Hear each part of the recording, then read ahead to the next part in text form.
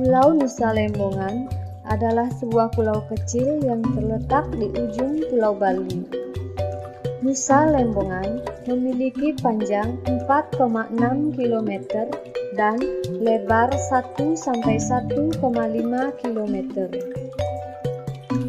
Secara administratif, pulau ini termasuk wilayah Kabupaten Kelungkung. Mata pencaharian utama masyarakat Nusa Lembongan adalah sebagai petani rumput laut. Sebagian lagi bekerja di sektor pariwisata dan sektor penunjang pariwisata.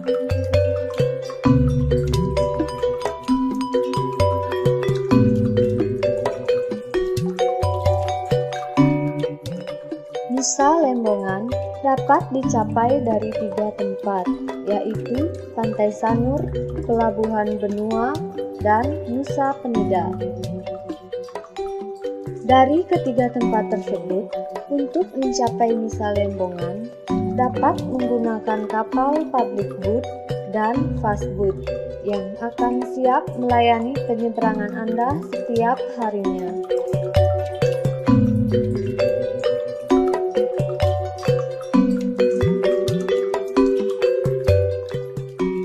Selama 30 menit perjalanan, pulau kecil yang gersang serta dingin dan memiliki karang terjal mulai terlihat jelas. Nusa Lembongan memiliki 2 tempat berlabuh, yaitu di Pantai Masrum dan di Pantai Jumut Batu.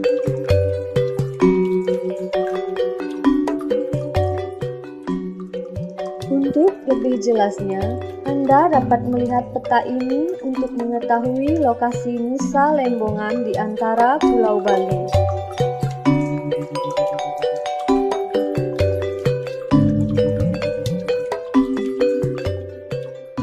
Nusa Lembongan memiliki keindahan yang luar biasa, dengan udara yang sejuk, pemandangan yang indah, dan penduduknya yang ramah.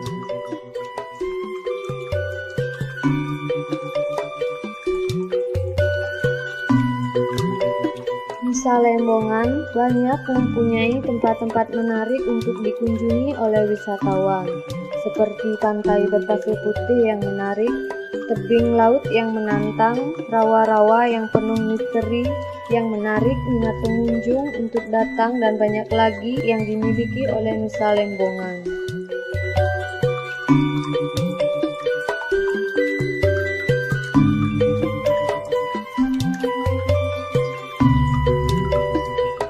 Dari sekian banyak wisata yang ada di Nusa Lembongan, ada suatu hal unik yang sangat menarik perhatian saya.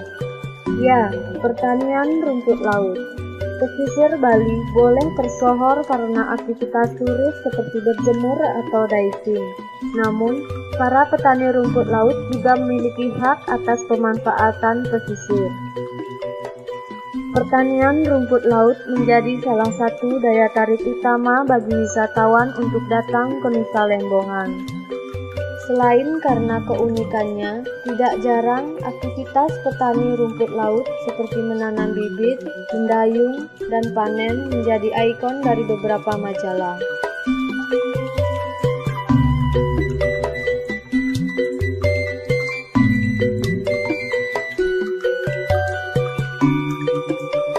Dengan melihat aktivitas seperti ini, akan akan membuat hati merasa semakin nyaman. Inilah yang menjadi salah satu daya tarik wisatawan.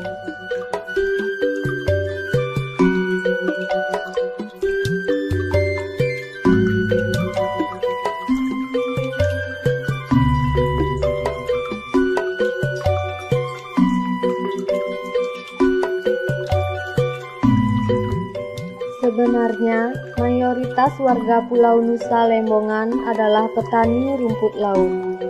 Banyak dari mereka yang telah sukses. Selain itu, kini banyak rumah-rumah pribadi berdiri cukup megah. Pura dan balai banjar pun makin gemerlap.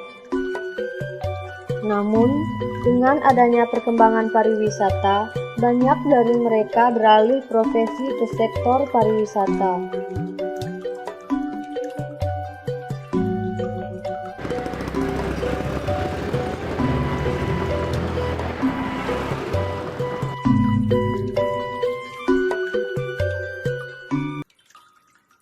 Pengaruh perkembangan pariwisata zaman sekarang, anak zaman sekarang, kayaknya anak-anak itu lebih cenderung kerja ke pariwisata, karena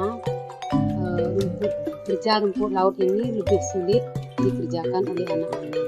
Kalau anak-anak muda itu kan kerjanya tidak mau, dia lebih keras, dia mau kerja yang mudah dan lebih banyak penghasilan. Meski demikian, Ibu Madewati dan petani lainnya tetap mempertahankan pertanian rumput laut miliknya.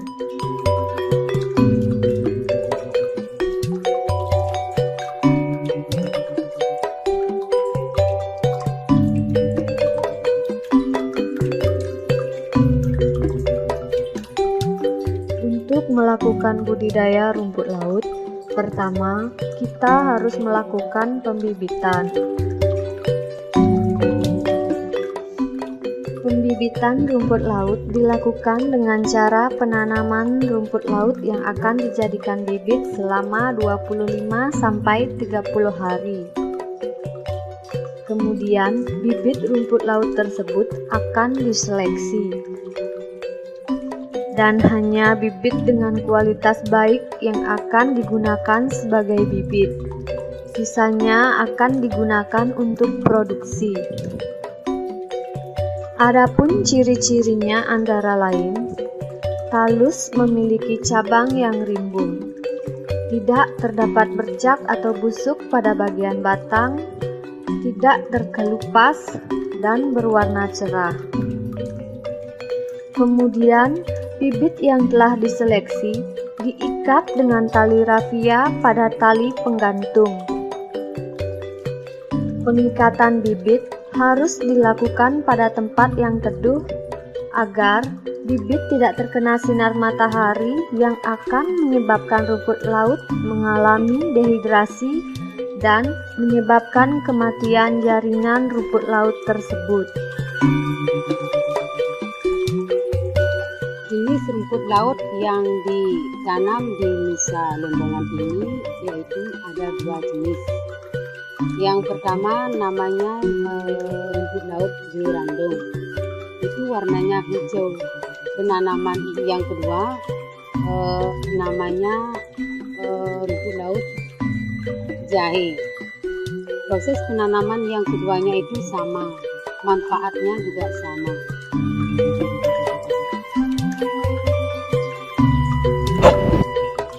Inilah aktivitas yang selalu dilakukan petani rumput laut setiap harinya dengan penuh semangat, meski sudah lanjut usia dan lelah. Mereka tampak menikmati pekerjaannya. Penanaman rumput laut dilakukan ketika air laut sedang surut. Hal itu dilakukan untuk mempermudah petani menanam serta melakukan aktivitas lainnya.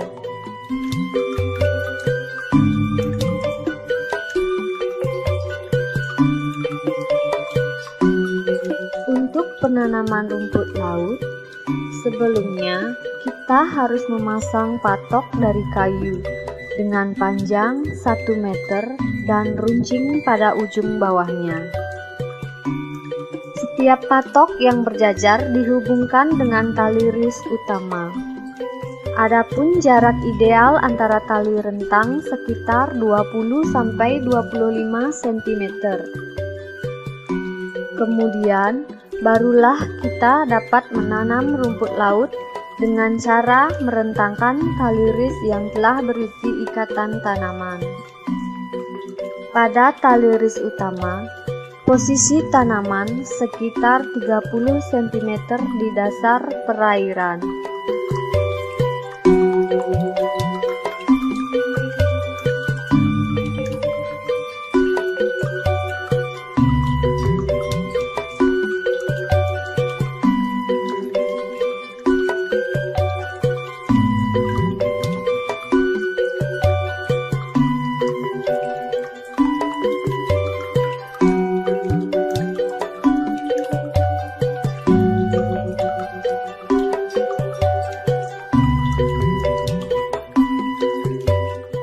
Rumput laut yang ditanam juga harus dipelihara dengan membersihkan talus dari tumbuhan liar serta lumpur yang menempel, sehingga tidak menghalangi tanaman dari sinar matahari.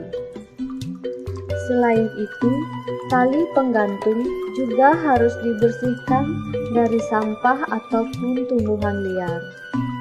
Dan jika ada tali yang putus, harus segera diganti.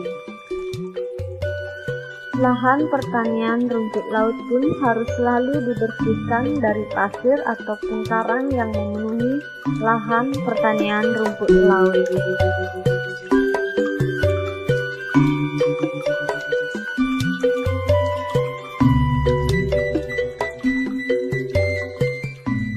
Baiknya faktor rumput laut, pertumbuhan rumput laut adalah tidak terlalu banyak hujan dan tidak terlalu ada panas yang keras dan juga tidak ada ombak yang besar. Penyebab kerusakan rumput laut ini ada 3, yaitu pertama hama. Yang namanya hama itu ada rumput laut benang dan juga rumput laut kober, itu juga bisa menyebabkan kerusakan rumput laut. Yang kedua yaitu limbah.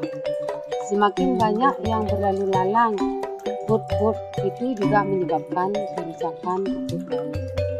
Yang ketiga itu adalah cuaca. Terlalu banyak hujan dan terlalu banyak panas, termasuk ombak yang besar juga bisa menyebabkan kerusakan rumput laut.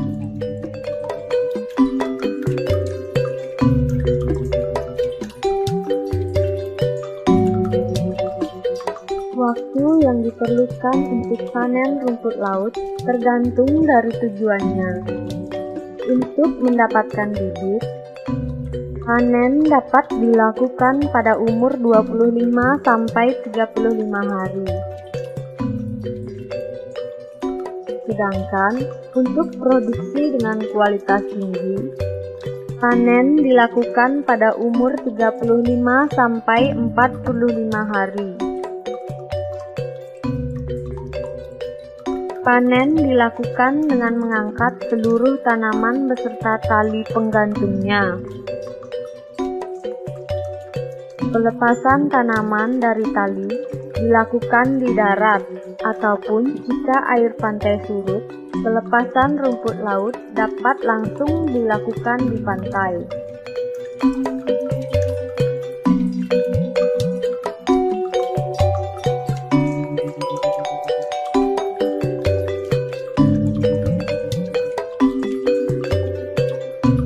Rumput laut yang sudah dipanen harus dikeringkan terlebih dahulu di atas terpal ataupun plastik. Hal ini dilakukan pada kondisi matahari baik. Rumput laut akan kering dalam waktu 2-3 hari. Sambil penjemuran, Dilakukan pembersihan dari kotoran dengan mengambil benda-benda asing seperti batu, sampah, dan lainnya.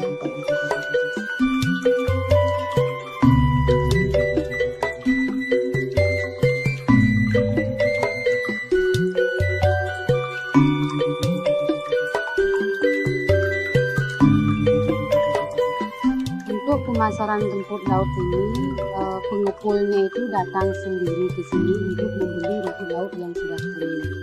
Untuk penghasilannya itu tergantung dari baik buruknya rumput laut sendiri. Kalau penghasilan saya bulan ini, kalau baik rumput lautnya itu bisa saya menjualnya sampai 2 juta. Kalau rusaknya rumput laut itu cuma sampai 1 juta atau 1,5 juta aja.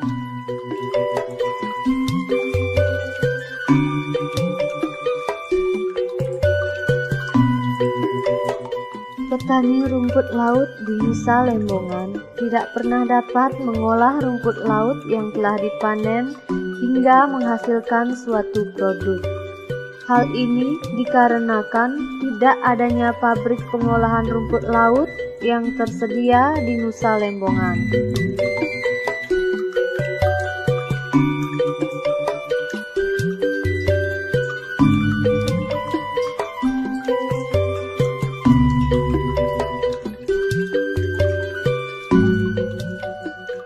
Sebagian besar penduduk Nusa Lembongan saat ini lebih memilih untuk tinggal di rumah mereka serta membangun hotel dan menyewa buruh luar untuk memelihara pertanian miliknya. Sebagian petani mengeluh akan kehilangan generasi petani rumput laut berikutnya jika hal ini tetap dibiarkan.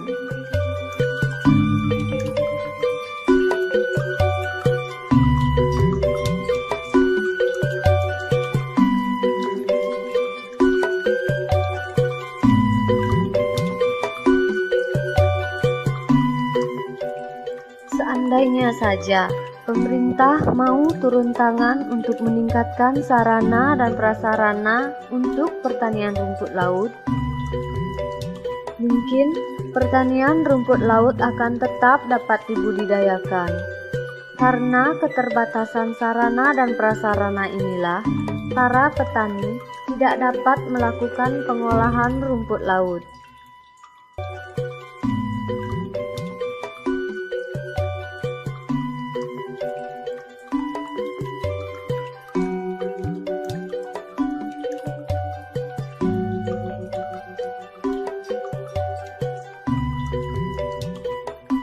Kita tahu bahwa rumput laut memiliki banyak manfaat bagi manusia.